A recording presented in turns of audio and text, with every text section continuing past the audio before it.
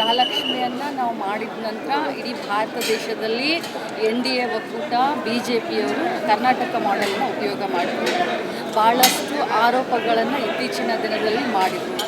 5,000 ಕೋಟಿ ಇದು ಅದು ಇದು ಅಂತ ಭಾಳಷ್ಟು ಮಾತನಾಡಿದ್ರು. ಆದರೆ ಇವತ್ತು ಕೇಂದ್ರದ ಆಯೋಗವೇ ಇದಕ್ಕೆ ಒಂದು ಮೆಚ್ಚುಗೆಯನ್ನು ವ್ಯಕ್ತಪಡಿಸಿದೆ. ಮಹಿಳೆಯರ ಆರ್ಥಿಕ ಸ್ವಾಭಿಮಾನಕ್ಕೆ, ಆರ್ಥಿಕ ಸಬಲೀಕರಣಕ್ಕೆ ಇದೊಂದು ಕೊಡುಗೆ ಆಗಿದೆ ಅಂತ ಕೂಡ ಕೇಂದ್ರದಿಂದ ಬಂದಂಥ ನಿಯೋಗ ತಮ್ಮ ಒಂದು ರಿಪೋರ್ಟ್ನಲ್ಲಿ ಸ್ಪಷ್ಟಪಡಿಸಿದೆ.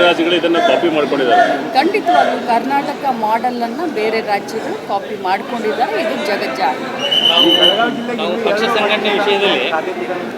ಖಂಡಿತವಾಗ್ಲೂ ಬೆಳಗಾವಿ ಜಿಲ್ಲೆ ಬಹಳ ದೊಡ್ಡ ಜಿಲ್ಲೆ. ಈ ಜಿಲ್ಲೆಯಿಂದ ಸುಮಾರು 11 ಜನ ನಾವು ಕಾಂಗ್ರೆಸ್ ಪಕ್ಷದಿಂದ ಆರಿಸಿ ಹೋಗಿದ್ದೇವೆ. ನಮ್ಮ ಜಿಲ್ಲೆ ದೊಡ್ಡ ಜಿಲ್ಲೆ ಇರೋದ್ರಿಂದ ನಮ್ಮ ಜಿಲ್ಲೆಗೆ ಕನಿಷ್ಠ ಇನ್ನೂ 2 ಮಂತ್ರಿ ಸ್ಥಾನವನ್ನು ಕೊಡ್ತಾರೆ ಅನ್ನುವಂಥ ವಿಶ್ವಾಸ ನಮಗೆ.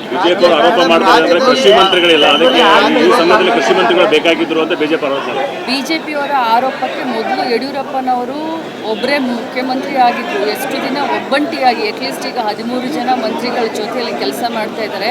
BJPಯವರು ಇನ್ನು ಮರೆತು ಬಿಡಿ, ನೀವು ಹಗಲು ಕನಸು ಕಾಣೋದನ್ನು. ಇಷ್ಟೇ ಹೇಳಲಿಕ್ಕೆ ಬಯಸ್ತೇನೆ, ಇದು DK ಶಿವಕುಮಾರ್ ಅವರ ಸರ್ಕಾರ, ಸಂಘಟನೆಗೆ, ಸರ್ಕಾರಕ್ಕೆ ಪ್ರಾಮುಖ್ಯತೆಯನ್ನು ಕೊಡುವಂಥ, ಜನರ ಭಾವನೆಗಳಿಗೆ ಸ್ಪಂದಿಸಿ ಕೆಲಸವನ್ನು ಮಾಡುವಂಥ ಸರ್ಕಾರ ಇದೆ.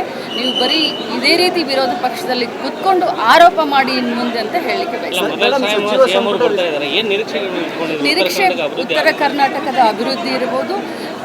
ನಾನು ಒಂದು ಮಾತನ್ನು ಹೇಳಲಿಕ್ಕೆ ಬಯಸ್ತೇನೆ, 6 ವರ್ಷ ನಮ್ಮ ಪಕ್ಷದ, ಕಾಂಗ್ರೆಸ್ ಪಕ್ಷದ ಅಧ್ಯಕ್ಷರಾಗಿ ಇಡೀ ಕರ್ನಾಟಕ ರಾಜ್ಯಾದ್ಯಂತ ಏನು ಸಮಸ್ಯೆಗಳಿದ್ದಾವೆ, ಯಾಕಂದರೆ ಭೌಗೋಳಿಕವಾಗಿ ನಾವು ನೋಡಬೇಕಾಗುತ್ತೆ. ಉತ್ತರ ಕರ್ನಾಟಕ, ದಕ್ಷಿಣ ಕರ್ನಾಟಕ, ಕಲ್ಯಾಣ ಕರ್ನಾಟಕ, ಮಧ್ಯ ಕರ್ನಾಟಕ ಅಂತ ಹೇಳಿ ನಾವು ಭೌಗೋಳಿಕವಾಗಿ ನೋಡಿದಾಗ ಆಯಾ ಕ್ಷೇತ್ರಕ್ಕೆ ಅನುಗುಣವಾಗಿ ಆ ಒಂದು ಕ್ಷೇತ್ರವನ್ನು ಅಭಿವೃದ್ಧಿಪಡಿಸುವಂಥ ನಿಟ್ಟಿನಲ್ಲಿ ಮಾನ್ಯ ಮುಖ್ಯಮಂತ್ರಿಗಳು ಖಂಡಿತವಾಗ್ಲೂ ಸನ್ನದ್ಧರಾಗ್ತಾರೆ. ನಮ್ಮ ಬಯಕೆ, ನಮ್ಮ ಬೇಡಿಕೆ ಏನು ಅಂತಂದರೆ, ಬೆಳಗಾವಿ ನಮ್ಮ ಜಿಲ್ಲೆ ಕರ್ನಾಟಕ ರಾಜ್ಯದ 2ನೇ ರಾಜಧಾನಿ ಅಂತ ಹೇಳ್ತೀವಿ.